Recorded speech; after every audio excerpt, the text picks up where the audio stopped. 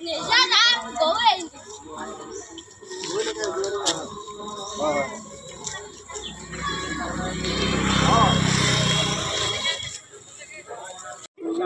Kita masih tadi.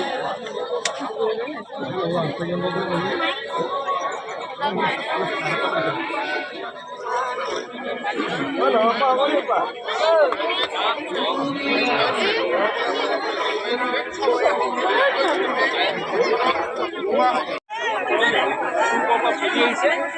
আৰু কিছু সময় কৰোঁ গা ধোৱাব আৰু এই ঘৰত লগাইছে আৰু এই মনাবাৰী ঐতিহ্য পৰম্পৰা ৰীতি নীতি চলি আহিছে আৰু এই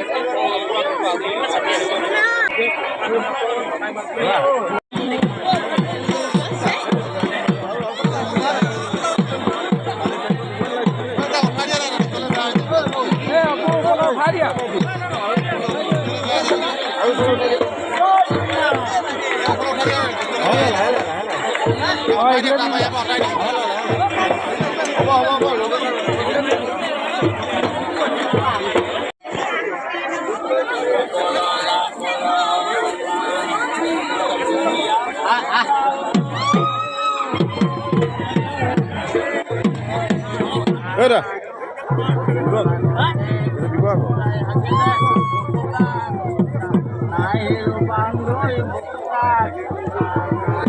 Ada itu kalau itu kali aku belum itu ya mulai lagi kalau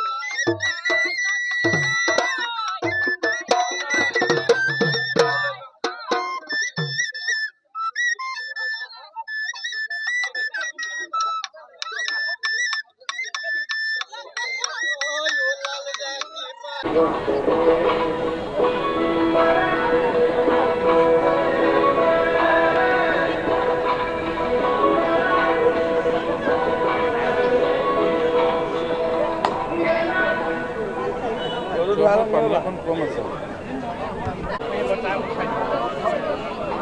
আপোনাৰ গৰু আছে খুচিটোৱে মানে মই বৰ্ণনা কৰি দিছোঁ ৰাতিপুৱা শুই উঠি মাহ হালধি সানি জোৱালো গৰুক গা ঐ হাততে মাখিয়তী ডালি লৈ গোবিন্দ ৰাম লাও খা বেঙেনা খা কেলা খা তিঁহ খা খা থেকেৰা হালধি গোবিন্দ ৰাম মাৰে সৰু বাপেৰে সৰু তই হবি বৰে বৰ গৰু গোবিন্দ ৰাম আবেলি পৰতে পদূলি মুখতে লগালো ধোঁৱাৰ জুই এই গৰুৰ গাৰ মুদা আঁতৰি যাবগৈ বুলিও গোবিন্দ ৰাম এই গধূলিৰ পৰতে পদু গোহালিৰ মুখতে লুকা খোৱালো গৰু বিহুৰ পিঠা তৰালেগি পিধালো কাণতো গোবিন্দ ৰাম ৰাতিৰে সাজতে এশ এবিধ শাকেৰে আঞ্জা বনালো পুৱালৈ নতুন বতৰ আৰম্ভ হলো গোবিন্দ ৰাম ৰাম জয় হৰি মই দিনটো কাৰ্যসূচী মানে একদম গোটেইটো বৰ্ণনা দি দিলোঁ কাইলৈ আবলকে যিহেতু গৰু বিহু আজি আমাৰ প্ৰথম গৰুক আমাৰ নোৱাই ধুৱাই নতুন পঘা দিয়া হয় আজি দিনটো কাৰ্যসূচীটো কেনেকৈ হয় পুৱাৰ পৰা অকণমান কওকচোন মানে আমাৰ এইটো হৈছে পৰম্পৰা ৰীতি নীতি আমাৰ সকলো আগৰ মানে গৰু যথেষ্ট আছিলে এইবাৰ গৰু কমি গৈছে যিহেতু মানে ল'ৰা ছোৱালী সকলোৱে মানে পঢ়া শুনাৰ ক্ষেত্ৰত বেছিকৈ মানে ব্যস্ত হৈছে সেইকাৰণে মানুহবিলাকে গৰুবিলাক বেচিছে পঢ়াৰ হেৰিটো মানে ল'ৰা ছোৱালী বেছি গুৰুত্ব হৈছে কাৰণ সকলো মানুহে চিন্তা কৰিছে বৰ্তমান যে সকলো ল'ৰা ছোৱালীকে মানে ডক্তৰ ইঞ্জিনিয়াৰ কৰিম সেইটোকে মোৰ ল'ৰা ছোৱালী কিয় ডক্তৰ মোৰ ল'ৰা ছোৱালীকো পঢ়াই শুনাই ডাঙৰ দীঘল কৰিবলৈ সেইকাৰণে মই গৰুৰ লগত লাগি থাকিবলৈ দিয়া নাইকিয়া মই গৰু গাই মানে গৰু বেছি শেষ কৰিছোঁ বুজিছেনে সেইকাৰণে এতিয়া আমি কিনো ক'ম আৰু তথাপিতো বাৰু হেৰি এতিয়া মই মানে দিনটো কাৰ্যসূচীটো আজি বৰ্ণনা দিলোঁৱেই আপোনালোকক কেনেকৈ আৰম্ভ হৈছে আজি ৰাতিপুৱা গৰু বিহুটো পালন কৰাটো বা তথাপিতো মই এতিয়া মানে এটা মানে হেৰি এটা দিছোঁ বাৰু যোজনা এটা ঐ বৰলা বৰলা আপতীয়া বৰলা ঐ কোনে উনি দিয়ে ঠাই এই বৰলা ঘৰতে কেঁচু মুটাই হাগিলে মুচুতা কুচুতা নাই বান্ধৈ মুচুতা কুচুতা নাই উচত মহিয়া কেৰেলা ঐ দুৱাৰ বন্ধা বৰলা ঐ হাতী ধৰিবলৈ যায় ঐ বৰলাই বিয়া পাতিব বিচাৰিছে ঐ ছোৱালী পাবলৈ নাই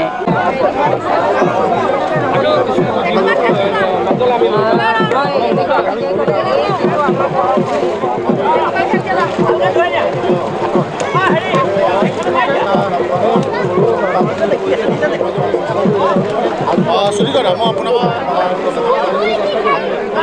পৰম্পৰা ৰক্ষা কৰি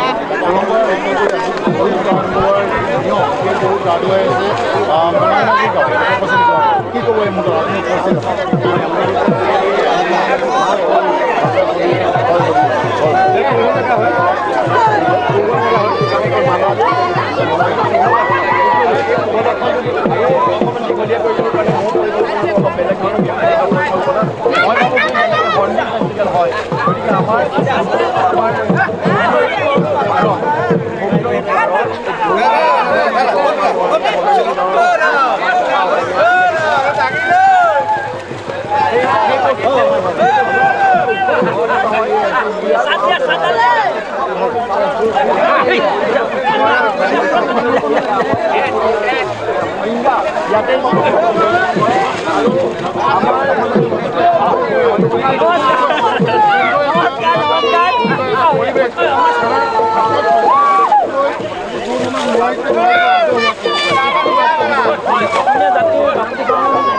বিহু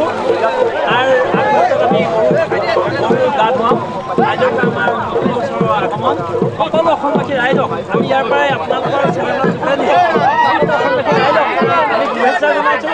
সুস্বাস্থ্য হৈ থাকক আৰু আপোনালোক সুস্বাস্থ্যৰে জীৱন অতিবাহিত কৰক আৰু অসমীয়া জাতি বা হাঁহিমুখীয়া থাকে সেইটো সকলো মানুহ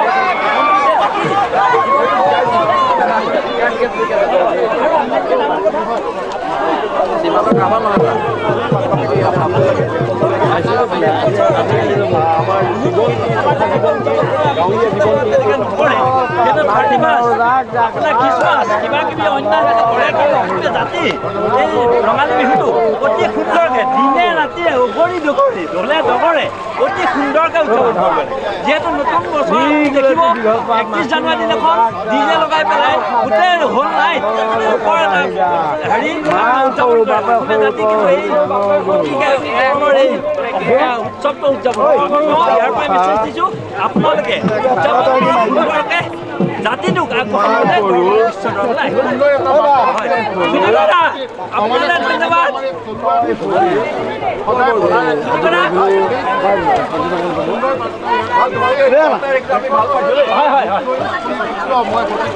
এইটো মানে উৎসৱলৈ পৰিণত হ'ব লাগিব। হয় দাদা ধন্যবাদ সকলোকে শুভেচ্ছা থাকিল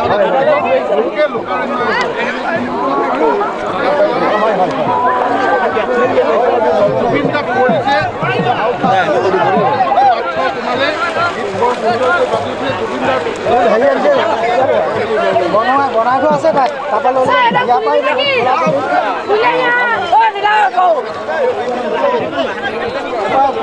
তাত পাবা হেৰি পাবা ঠাই দৰকাৰী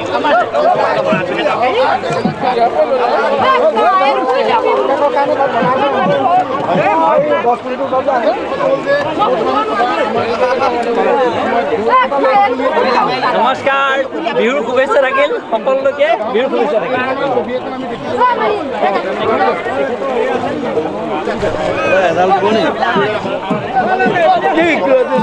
মাখি মাৰো জাক জাক লাও খা বেঙেনা খা লগা বাহিৰা সৰু বাপে সৰু তই হেৰি ডাঙৰ গ'ল লাগিব পলাই পেলাই দিম পলাই দিলে ভাল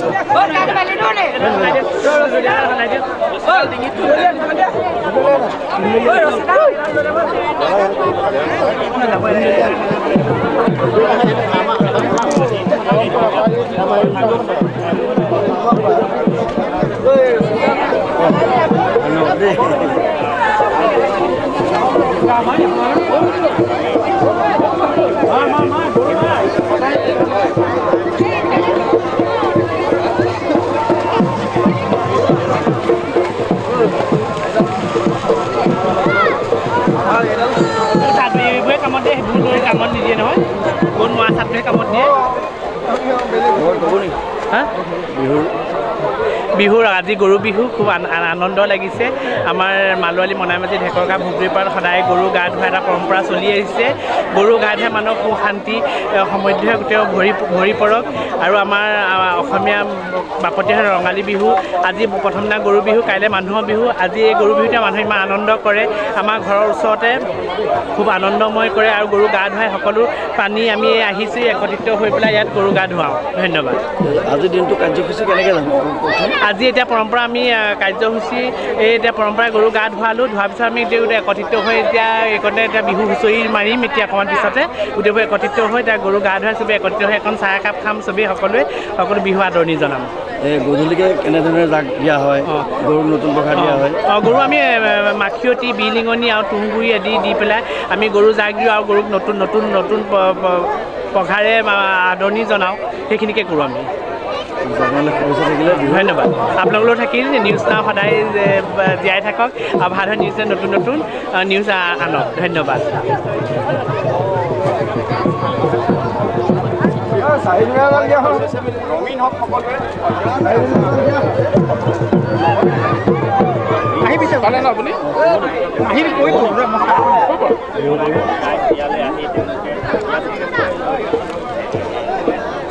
আজি যিহেতু গৰু বিহু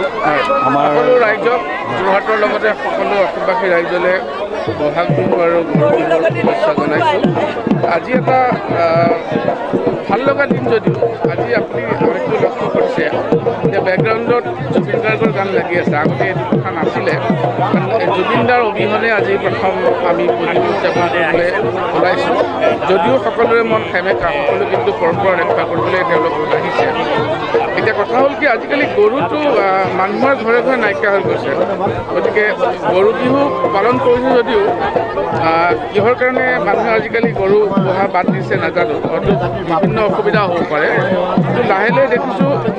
প্ৰতি বছৰে ইয়াত গৰুত গা ধোৱা পৰ্বটো গৰুৰ সংখ্যাও কমি আহিছে কিন্তু লাহে লাহে যেতিয়া এনেকুৱা হৈ যাব হয়তো পৰম্পৰাটো নাথাকিবও পাৰে গতিকে এইটো এটা চিন্তাৰ বিষয় হৈ পৰিছে হ'লেও আমি আমাৰ সংস্কৃতি আমি পৰম্পৰা আমি বজাই ৰাখিব লাগিব পুনৰবাৰ অসমবাসী ৰাইজক ফালৰ পৰা প্ৰতিটো বস্তুৰ আমাৰ অসমীয়া মানুহবিলাকৰ এটা কথা আছিল কি বিহুটোৰ লগত বিজ্ঞান পৰম্পৰা ঐতিহ্য ইতিহাস বহুত কথা জড়িত হৈ থাকে গৰু বিহুটোৰ লগত আমাৰ খেতিয়কৰ খেতি পথাৰত নমাৰ আগমুহূৰ্তত গৰুক মাহ হালধিৰে গা ধুৱাই গৰুৰ গাত চাপ মাৰি পেলাই তেওঁলোকৰ গাৰ পৰা বীজাণুবিলাক আঁতৰি যাতে ভাল ধৰণে খেতি কামত লাগিব পাৰে সেইটো এটা পৰম্পৰা চলি আছিল কিন্তু এতিয়া সময়ৰ ধামখুমীয়াত এই বস্তুবোৰ হেৰাই গৈছে হেৰাই যোৱাটো অতি দুৰ্ভাগ্যৰ বিষয় মানুহ যিমানেই আমি প্ৰগতিৰ জখলাত আগবাঢ়ি নাযাওঁ কিয় এই নিজৰ পৰম্পৰাবোৰ কিন্তু অটুট ৰাখিব পৰাটো এটা ভাল কথা আৰু সেইটো নগৰীয়া জীৱনেই হওক বা আজিকালি গৰু নোপোহে মানুহে যিহেতু আমাৰ আগতে এটা ফকৰা যোজনা আছিলে যে যাৰ নাই গৰু সি সবাটোতকৈ সৰু যাৰ নাই ধান তাৰ নাই মান এই বস্তুবোৰ আজিকালি নাইকিয়া হৈ গ'ল সেইকাৰণে আমি ভাবোঁ যোৰহাটৰ মনাইমজি গাঁৱত অৰবিন্দ বৰাৰ নেতৃত্বতে হওক বা বেলেগেই হওক ৰাইজৰ সহযোগত যিখিনি এই কাম কৰি আছে এইটো এটা দৃষ্টান্ত হোৱা উচিত লগতে এনেকুৱা এটা দিন নাহক যে গৰু বিহুৰ কাৰণে আমি ক'ৰবাত কিতাপত মেলিবলগীয়া হয় বা বেলেগ ক'ৰবাত চাবলগীয়া হয় এইটো ভাল প্ৰচেষ্টা হৈছে আৰু মই ভাবোঁ এই ধাৰাবাহিকতাটো তেওঁলোকে অপূৰ্ণ ৰক্ষা কৰিব আৰু আপোনালোক সংবাদ মাধ্যমৰো সহযোগিতা তেওঁলোকক কৰিছে অনুপ্ৰেৰণা যোগাইছে তাৰ কাৰণে ধন্যবাদ ৰঙালী বিহুৰ শুভেচ্ছা আপোনাৰ লগতে পৰিয়ালবৰ্গ আৰু অসমবাসী ৰাইজলৈ শুভেচ্ছা জনালোঁ ধন্যবাদ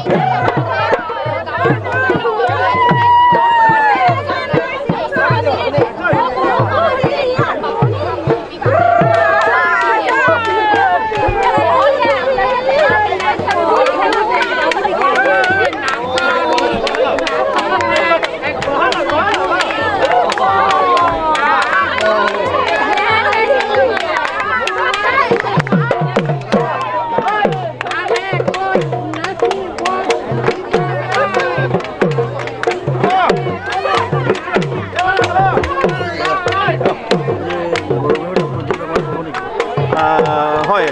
আপোনালোকৰ চেনেলৰ যোগেদি যোৰহাটবাসী থকা অসমবাসীলৈ ৰঙালী বিহু শুভেচ্ছা জ্ঞাপন কৰিছোঁ গতিকে আজি 18 বছৰ মনাইমাজি গাঁৱত ভোগদৈ নদীৰ কিনাৰত এই অঞ্চলৰ সকলো ব্যক্তিয়ে গৰু নোৱাই ধুৱাই তেখেতসকলে যিটো পৰম্পৰা ৰক্ষা কৰি আহিছে সেইটো সঁচাকৈ অতুলনীয় আৰু আমি অসমীয়া জাতি বৃহত্তৰ অসমীয়া জাতি আমি একগোট হৈ থাকিবলৈ হ'লে আমি এটা মুঠিত থাকিবলৈ হ'লে আমাৰ এই মিলাপ্ৰীতিটো অতিশয় দৰকাৰী গতিকে আমাৰ এই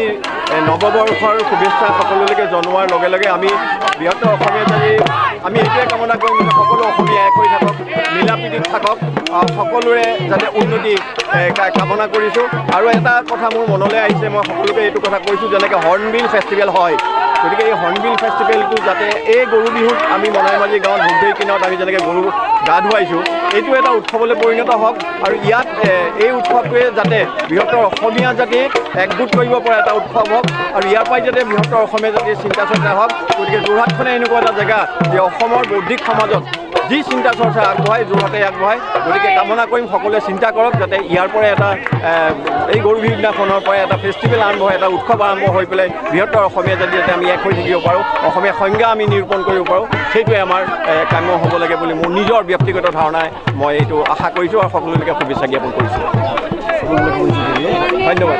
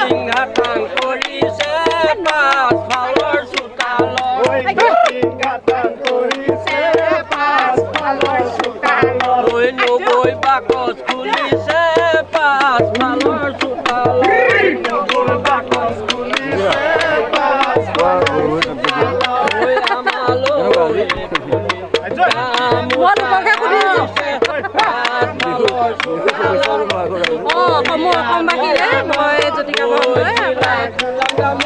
ৰঙালী বিহু লগ জনালোঁ। সকলো ভালে থাকক, অসমীয়া বছৰটো সকলো ভালে